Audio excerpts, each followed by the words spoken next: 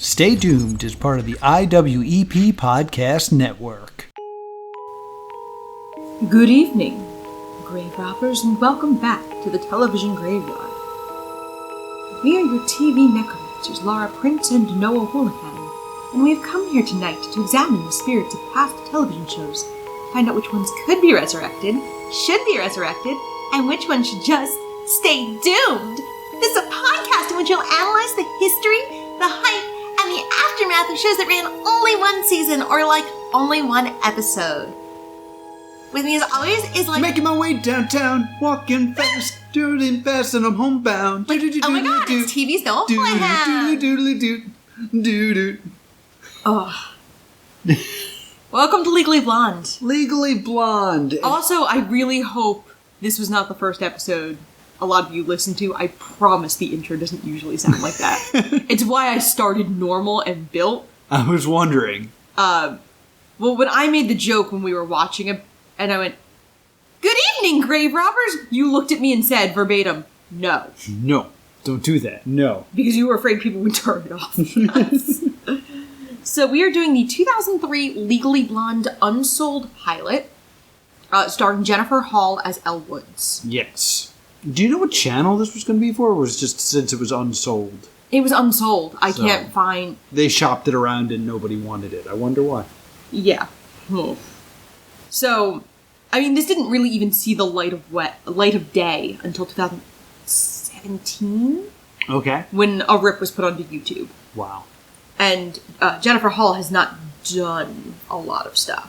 She hasn't been in a lot of shows. She's been guest stars in pretty much every procedural you could possibly want. Gotcha. And she was in this show Up All Night as Missy. That's her biggest thing she was in. I'll reach out. Get her to explain her actions. Okay. Jennifer, throw the director under the bus as hard as you can. Before we get any further into this, though, let's pour one out.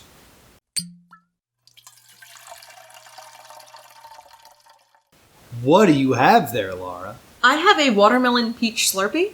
Mm-hmm. The Elle Woods, it is pink, but it is the TV show Elle Woods, so it lacks the strength and punch of the original, so there is no liquor in it. Ah, that makes sense. I have the Mock Trial Mocktail. It is a pina colada Slurpee that I put a little bit of blue raspberry in to show the idea of a boy mixing in to all these other flavors. Ooh. And if you guys are disappointed we're not drinking, it is so hot. It is so hot, guys. This is so we have to survive recording this because we have to turn the air conditioner off to do this. And I think if we drank, we'd be asleep. We'd be asleep. We would just melt into a puddle here at the table. So that's why we're doing Slurpees today. So let's jump into Legally Blonde. It starts off with a voiceover about, This is, to get by, all you need is a good dermatologist, good clothes, and a monthly flea dip. Because she has Bruiser. Bruiser, the Chihuahua? Next note. Is Bruiser not even a Chihuahua in this? It's clearly a very small breed dog, maybe a Chihuahua mix. Right. But Bruiser is a classic-looking Chihuahua in the films. And he's not that in the TV series. There's a point where Bruiser, while Elle is studying, is watching the Yokiro Taco Bell dog in the film. Yeah. And in this voiceover, we realize that they've already made a critical mistake in this TV series. Yeah. I don't know if it's directing, I don't know if it was an acting choice, but my normal speaking voice sits about here. Mm-hmm. And everyone has their customer service voice. Yeah. We all do. And my customer service voice sits up here. Mm-hmm. Hi, can I help you? Elle Woods' voice sits all the way up here. Yeah. And she doesn't have any of that underlying sharpness Reese Witherspoon's Elle had. Yeah. She genuinely sounds dumb. Yeah. And nothing she says makes her sound intelligent. Yeah, the point of the film is that she does sound dumb in the film, but it's to make you underestimate her, because she's actually brilliant. In this, there's yet to be a moment of brilliance, so it's just this is just a dumb girl. And Reese Witherspoon, who played Elle Woods in the films, pulls off the magic trick perfectly. There is a self-awareness to Reese Witherspoon's Elle Woods that we never see in this. Yeah. She knows how she is perceived, and she knows how to go for it. Mm-hmm. There's a speech she gives in a very, very, very early scene. I don't recall if it's the opening scene. In the film. In the film. And a shopkeeper marks her as being stupid and tries to sell her a dress at full price. And Elle goes, Did you see this one? We just got it in yesterday. Oh, is this low viscosity rayon? Yes, of course. With a half loop top stitching on the hem? Absolutely. It's one of a kind. It's impossible to use a half loop top stitching on low viscosity rayon. It would snag the fabric. And you didn't just get it in. I saw it in the June Vogue a year ago. So if you're trying to sell it to me for full price, you picked the wrong girl. Yeah. So we establish that Elle Woods is very, very intelligent. It's just a matter of what she chooses to apply that to. Yes. We see her apply it to fashion from the word go. Right. So we know this girl is really, really intelligent. Mm-hmm. And so that it's pretty plausible when she chooses to apply it to law school that she succeeds. Right. We never get a moment like that with this. No. It still uses the song Perfect Day. It's a perfect day. Nothing standing in my way. It's a bop. But it's very much like, look at all these things that are reminiscent of the movie you like. These are the things we're trying to stand upon. And then we see her in law school, and they do this very stylized thing. In the film, everyone is dressed in, like, somber business cash. Mm-hmm. In the TV show, everyone's in black. Yes, it's like Pink Floyd's The Wall. Yeah. No color exists in Harvard except in Elle Woods. So, because of that, I know it's designed to make Elle pop more, but it's kind of lazy. Because in the film, they dress a lot of the background characters in blues to make the pink pop. But to keep it from looking super weird, it's jarring that everyone's in all black. Yeah. Are you familiar? You've seen the film Beauty and the Beast, right? I'm aware of the film Beauty and the Beast, yes. In the village that Belle comes from, they're not all dressed the same. Right. But no one else wears blue. Right. So that Belle does stick out. Because she's the only character wearing blue. And that kind of repeats when you see the Beast, who also is often dressed in blue. Okay. So that's a good use of that color palette idea. They're all dressed in black, except for Elle, who is in neon bright pink. Yeah. And it's effective, but it is obvious, where what you're saying about Belle is subtle. Exactly. And I remember thinking, like, I couldn't imagine looking at this every week. Just every week seeing everyone in black but her. That would get so old. So, we see this and they're talking about free speech. They're talking about a case in which a professor quotes Seinfeld in the office and they tried to fire him over it because he said something, I guess, somewhat offensive.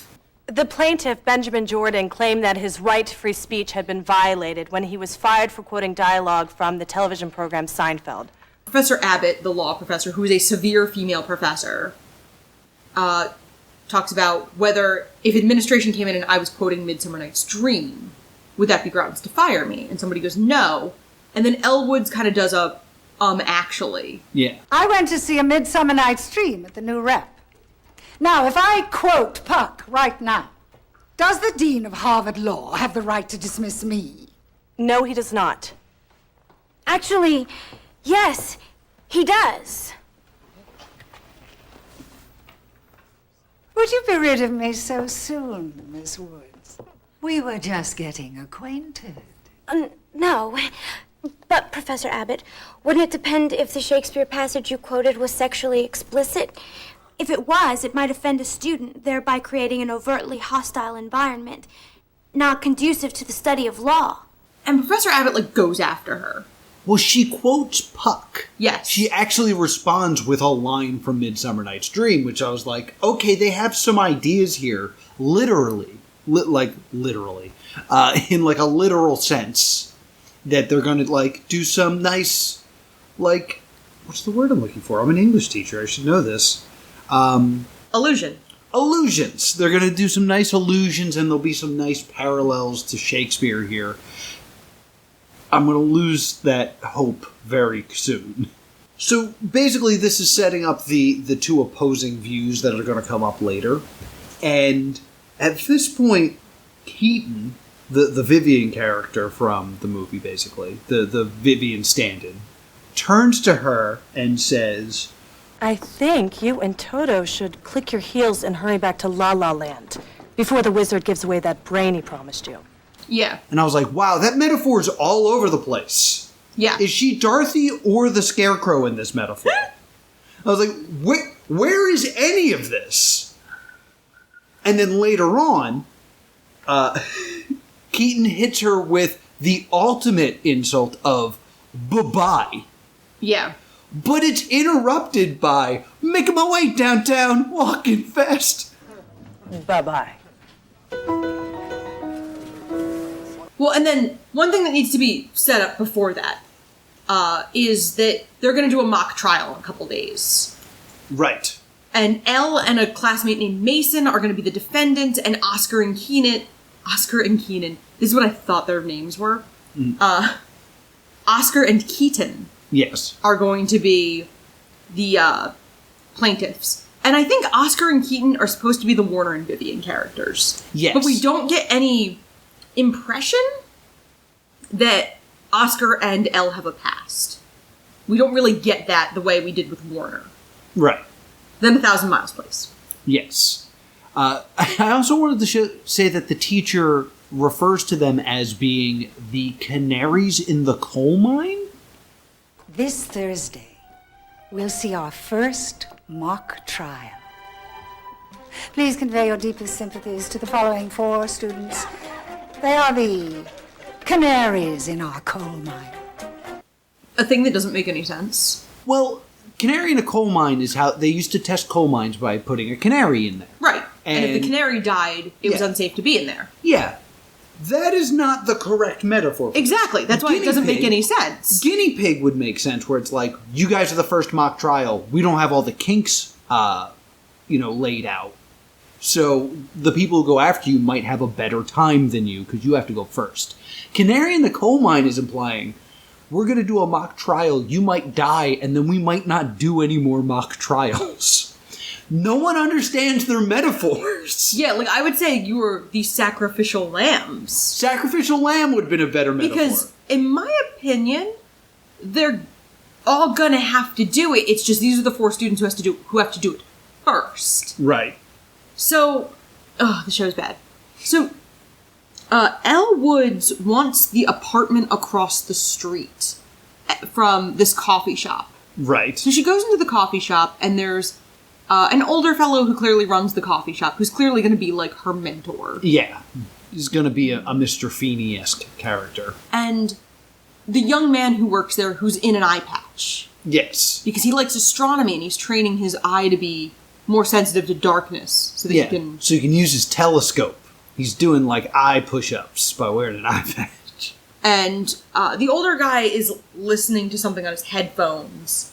And Elle says, like, oh, what are you listening to? And he goes, oh, I'm no angel. And she goes, I love Dido. Yeah, there's a long talk about Dido. And then it turns out that is what he's listening to, and they talk about it, and then the young man prefers jazz. I was like, okay, we're setting him up as the, like, squarish guy that Elle is going to end up with. Lovable weirdo. Yeah. Yeah, I like jazz and astronomy and eye patches. Whack job!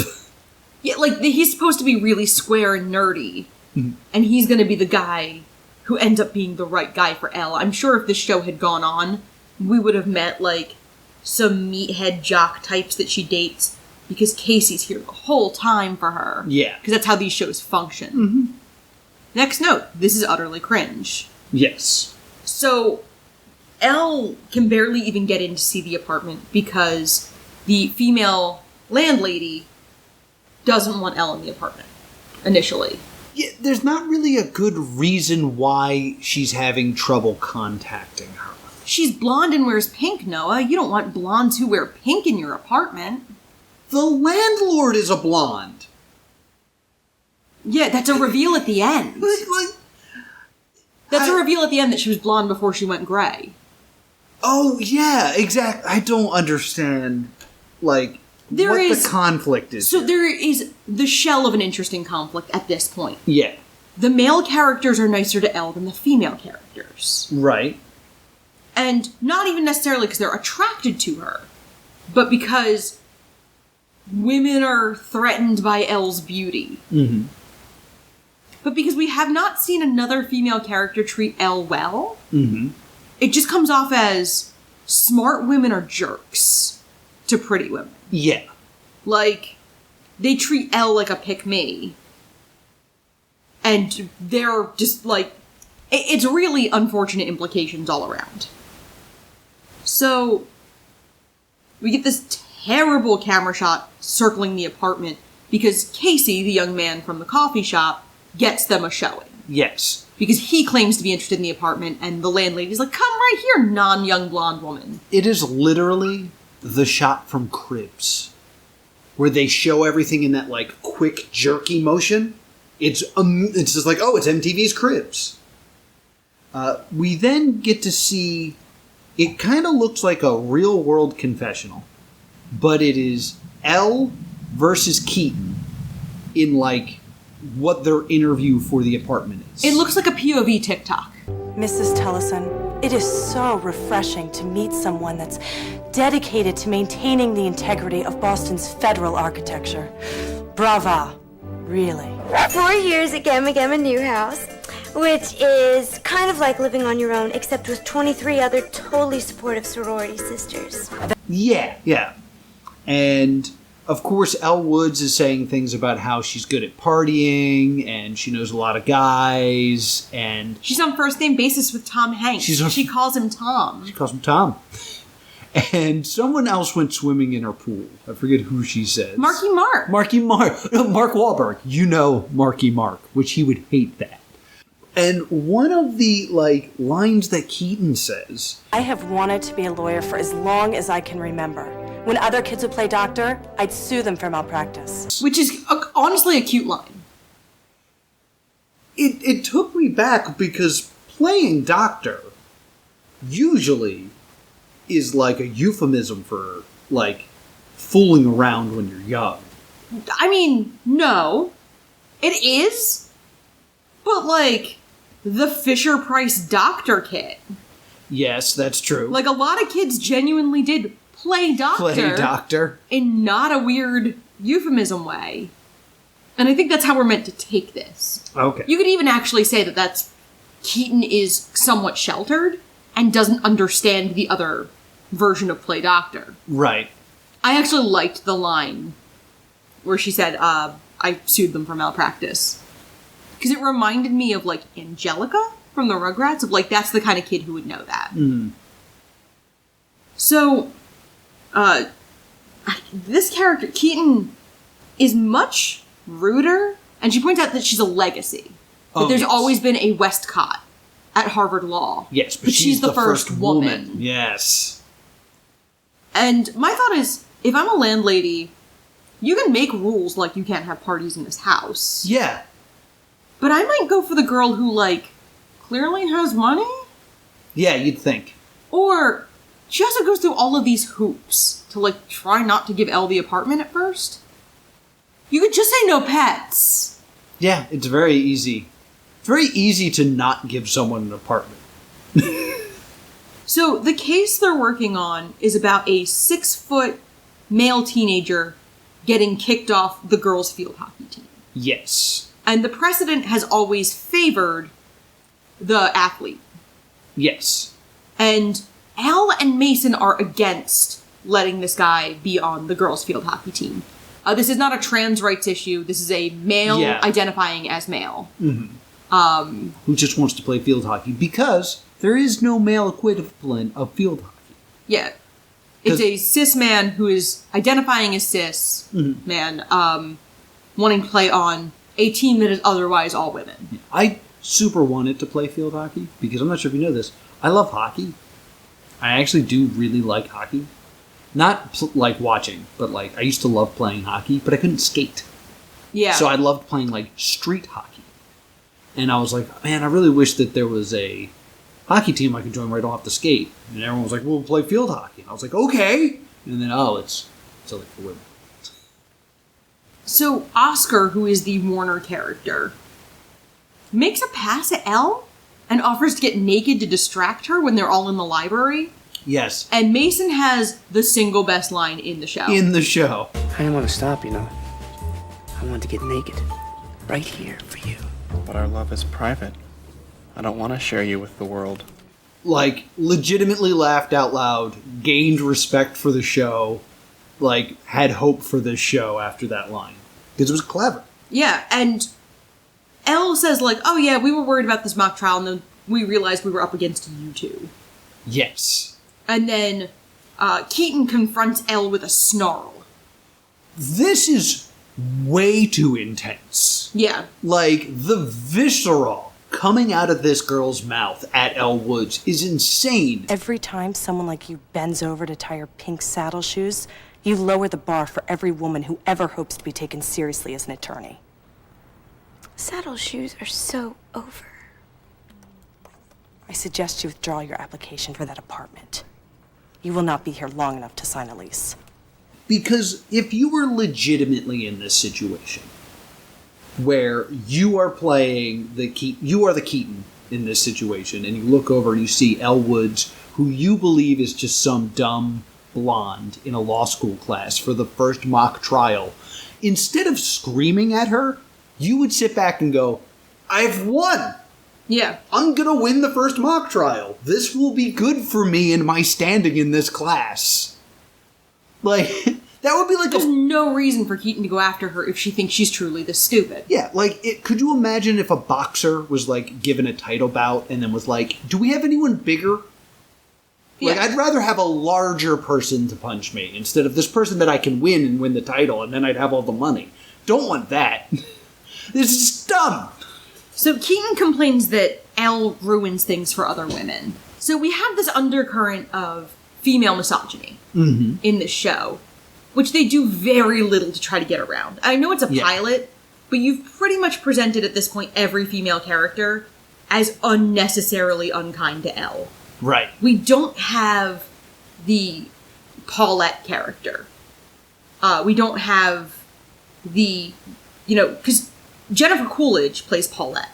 And Paulette is the hairstylist who is always friendly to Elle. Yes. And so they're, like, she's kind of Elle's confidant through the film. We don't have that character. All of the characters who are that to Elle are male. Casey, Mason, who's the nerdy classmate who is funny, and then the old guy whose name we never learn. So, my next note, Casey and Mason are different people. Because the rip we watched was kind of poor. Oh, it was real bad. So, Eye Patch Guy and Nerdy Classmate are both, like, early 2000s scruffy, dark-haired, cute guys. Yeah. And I thought they were the same guy, weirdly. Yes, they are not the same guy. So we get to the day of the mock trial. Yes. It should be noted that Elle comes up with a scheme. Yes. But we don't know what it's going to be yet. So, Mason is missing.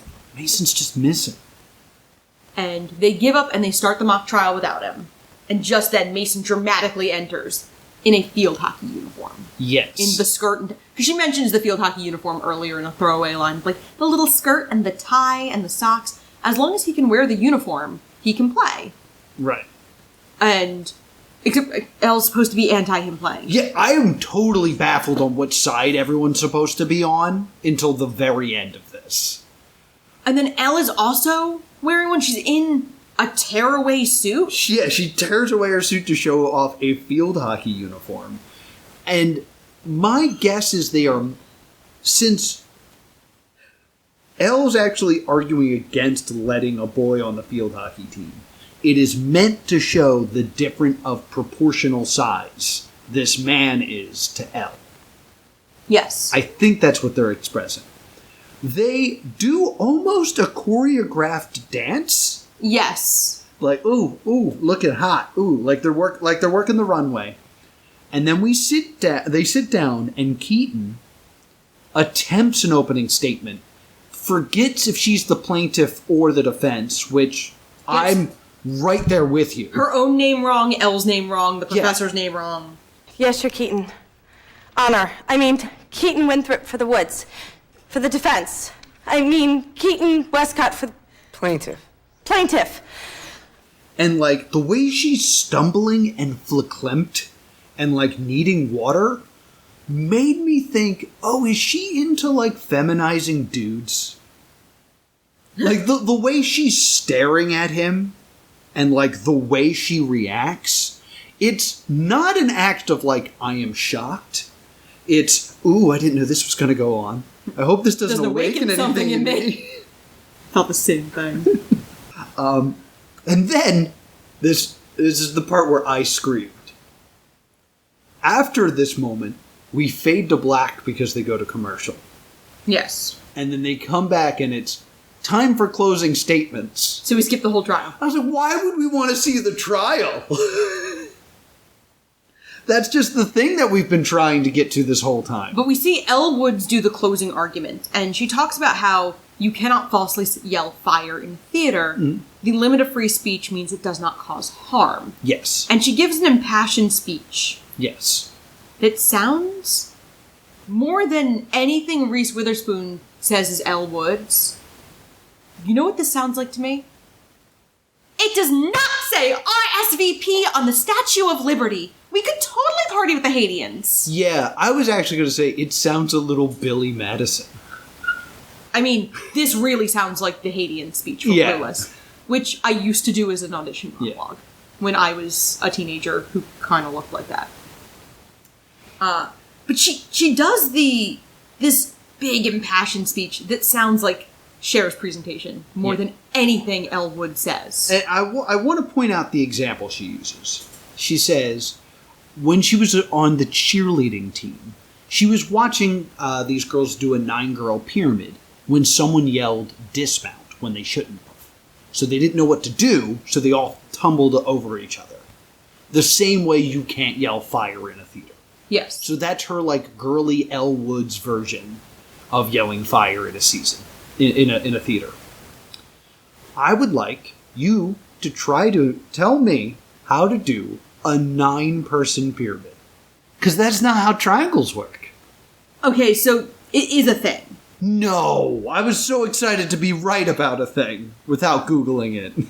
Yeah, it is a way to do a pyramid, because you have to remember, these require more people at the base, because there's often a couple people a girl is standing on. Okay. Like, 2 people's hands. So there might be 6 at the base and then 3 at the next, because 2 people are holding up. Because she mentions 3 people getting injured. Those would be the 3 flyers. Okay. So it's not a pyramid the way you're thinking of. It's more of like a bring it on fly. Like, there's people who hold people up, and then I don't know the name for people who hold people up. I only know the probably flyer. base. Yeah, base and flyers.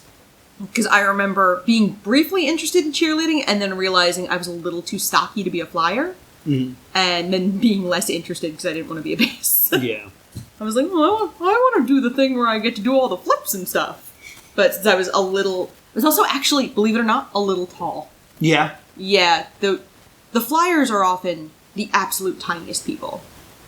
Because it's usually other fairly petite women holding them up and tossing them around. Gotcha. So they have to be the absolute smallest people to be able to be thrown around and tossed around by other fairly small young women. Mm-hmm. So they lose the trial.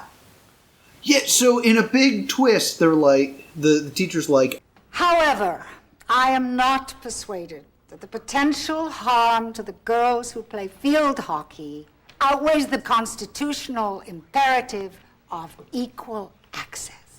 Therefore, I find for the appellant, Marcus Judd. Congratulations, Miss Westcott and Mr. Bench. And that's when I was finally like, oh, okay. Elle Woods was not on that side. Yes. Because I was confused the whole time because they don't make that clear. And she just loses. And of course, because she lost, you gotta play sad music. No, Making my way downtown, walking fast, faces fast, and I'm homebound. I was like, really? And so Elle Woods is back in... Elle Woods is back in the coffee shop and finds out she got the apartment. Mm-hmm. So you get the idea of like, okay, Keaton won the battle but lost this battle. Yeah. So you're like, okay, there's kind of like an equality of like, Keaton did better in the school thing, but Elle won the apartment. Mm-hmm. So kind of keeping the balance. And the landlady openly says she pitied Elle. Because she was like, Keaton, Keaton's family lives nearby. She has a support system. You don't have anybody. Yeah. You're alone. You look how lonely you are. Even though she's already made several friends. And she has a dog. And then the landlady goes, by the way, before I went gray, I used to be a blonde. And Elle goes, I knew you were. And I do love the fact that, like, Elle points out she is a natural blonde at some point in here. Because Keaton calls her a bleach blonde, and Elle goes, I'm a natural blonde. With highlights.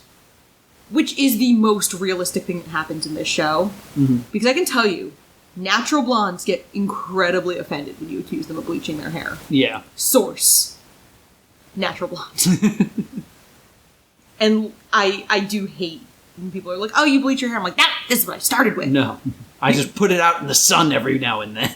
This is darker. Yeah.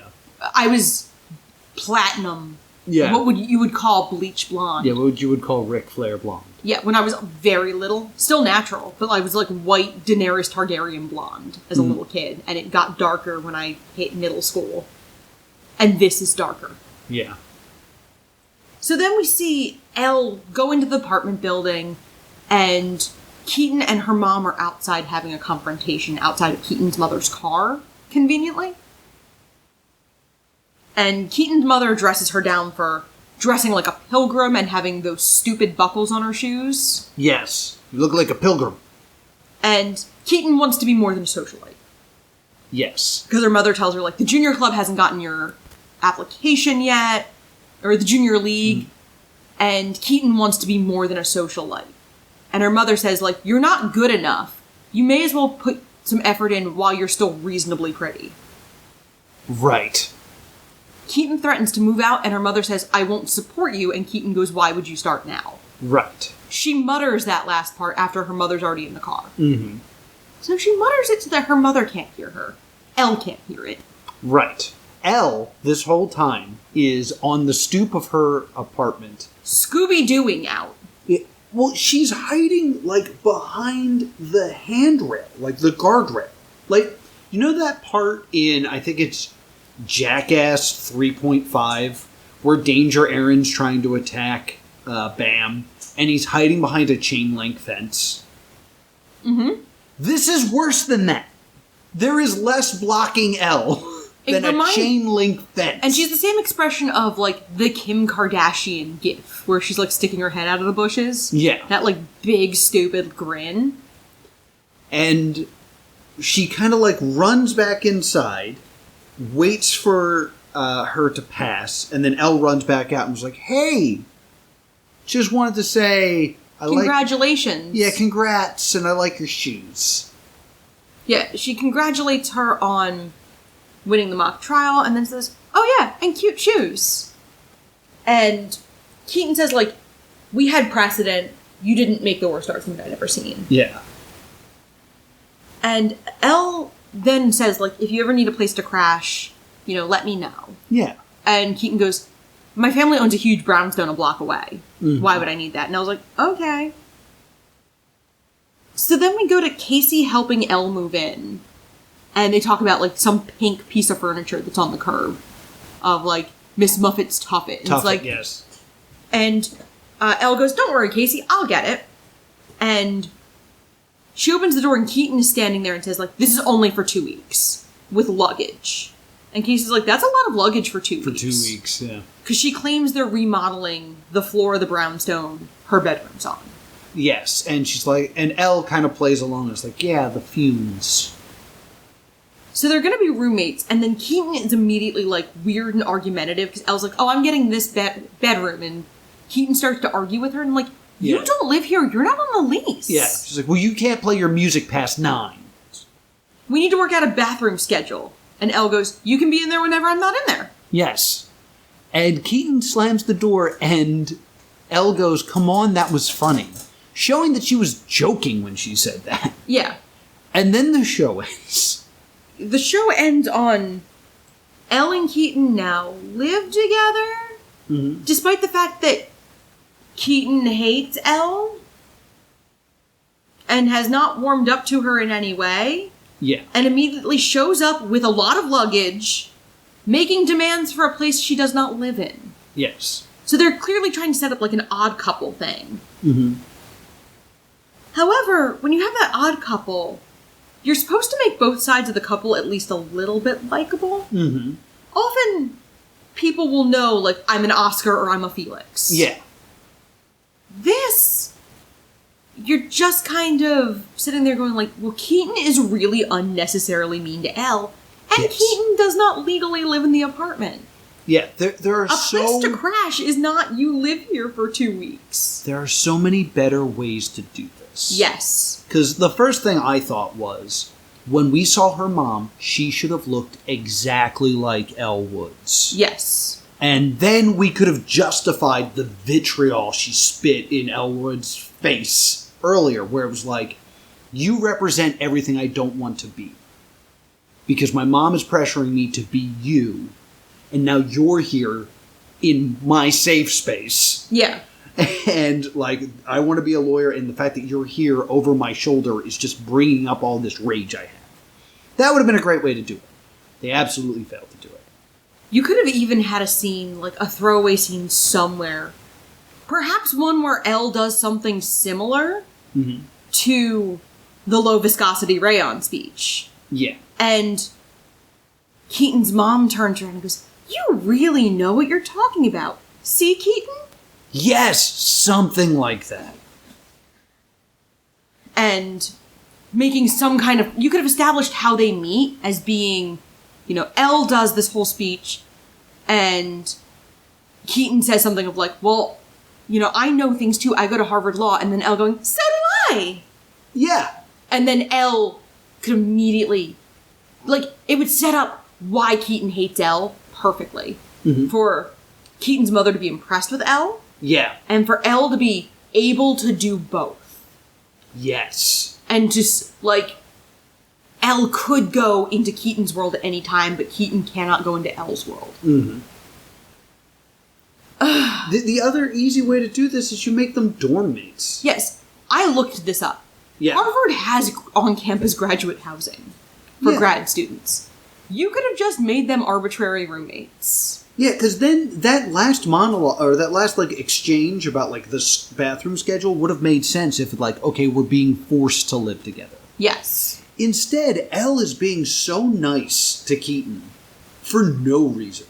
Like, Keaton never really extends the olive branch back. Because I really want to point this out. During that exchange outside on the stoop, Elle congratulates Keaton on winning. Yes. Keaton kind of, like, grumbles, you did a good job, too. Elle then says, I think your shoes are cute. Do you remember Keaton's response to that? She, like, scoffs. She says nothing and just starts to walk away. Yeah. It's just like, you just got a compliment. Like, I understand you don't like this person, but, like, how hard is it to go, thanks? It's not hard. I just did it. So, like, the fact that they made Keaton so hard to soften her up at the end is an impossible task. And they don't even do the bare minimum to soften her up at the end. You're talking about a girl who antagonizes and bullies the hero. The hero makes a kind overture to her anyway, and the bully immediately takes advantage of it and starts making demands. Yeah. Why would we like her? We wouldn't. We don't. Because they kind of set up. Vivian starts to warm up to Elle in the film, and then the incident with Professor Callahan happens, and Vivian turns on her. Right. And then Elle works to clear her name. Mm-hmm. By having everyone who antagonizes Elle be female, but every man who interacts with Elle has nothing but pure intentions. Yeah. There's never a guy we see interact with Elle that is creepy. No, yeah. Well, except for I want to get naked with you right now. Yeah, but he's clearly not doing it to...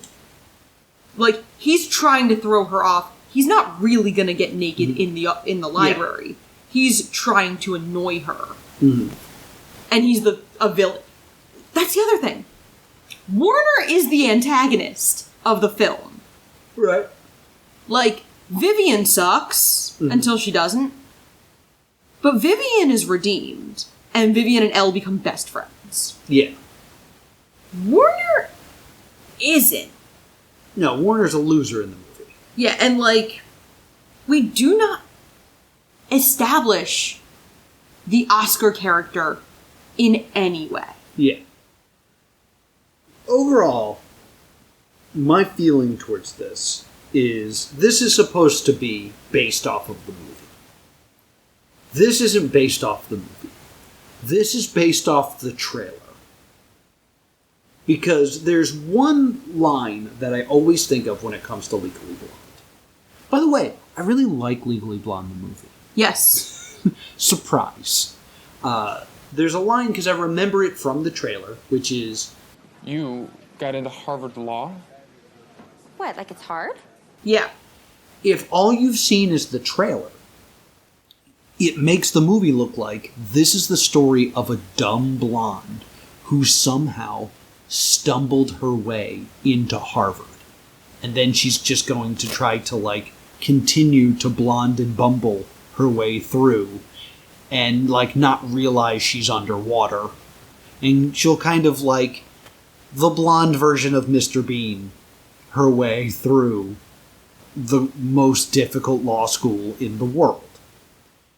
In the film, the line, what, like it's hard, is belittling him. Yeah. He's so proud he got into Harvard, and she did it, and she's now saying that it wasn't difficult. And It's a beautiful dig. And the idea is that he devoted his life to getting into Harvard Law. She just decided to one day and did it. Yeah, like, she's twisting a knife right there. It is a moment of brilliance and viciousness. And none of that is present in the show. Yeah, that slight knife twist element of Elle. You know, when I dress up like a frigid bitch, I try not to look so constipated. Yeah. We don't get that fire in this Elle. This Elle's a doormat. Yeah, there's no ambition in this Elle. It's not even ambition. There's none of that underlying sharpness and sourness to this Elle that offsets the very... Elle Woods, as Reese Witherspoon plays her, is a candy-coated wonderland until you give her a reason not to be. Mm-hmm. And that's when she turns on you. Yeah. She is never unkind to someone who doesn't deserve it. I love the scene that she hears two other girls belittling a guy, saying, like, why would we go out with you? And she turns on her heel and slaps him across the face and screams at him for... Why didn't you call me? What? We spent a beautiful night together and then I never hear from you again? Sorry for what? For breaking my heart or for giving me the greatest pleasure I've ever known and then just taking it away? Both? Well, forget it. I've already spent too many hours crying over you. Like, kind of doesn't initially realize what she's doing. And then when she walks away, the girls are suddenly interested in him. Yes. Because he was able to bag Elle. Mm-hmm. So therefore, he is desirable. Yeah, basically, Legally Blonde, the TV show's Elle, is a ditz. The movie Elle knows people think she's a ditz, and that's her greatest weapon, and she's well aware of it. Because when I saw the ads for Legally Blonde, I hated the ads. Mm-hmm. Because I was a 12-year-old blonde who was in, like, The Gifted. Like, I was a Vivian who looked like an elf. Mm-hmm.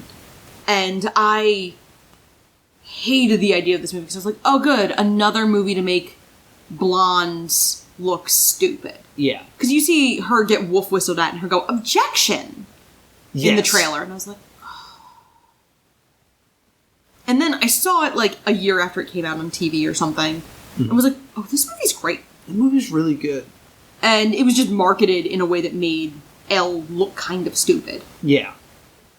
But it was, I really do like the movie a lot. Yeah. This was not the Legally Blonde TV show I had originally thought we were doing. Oh, did you think we were doing the Legally search Blonde, for the Search for Elle Woods? Woods, which I would actually really like to do at some point. Oh yeah, that's totally on the list. A musical theater reality show? Where Yeah. do I sign? Yeah, why haven't we done that? We'll have to do that very, very soon. But for now, it's verdict time. Oh, stay tuned. Yeah, just stay tuned for me too. They missed the mark completely. This reminded me of the Clueless series. Because one of my other favorite films is Clueless. The 1995 Alicia Silverstone film. Mm-hmm. And they rushed into production Clueless the series. Like, the film came out in 95. The show aired in 96. So less than a year between the film becoming a sleeper hit and the TV show.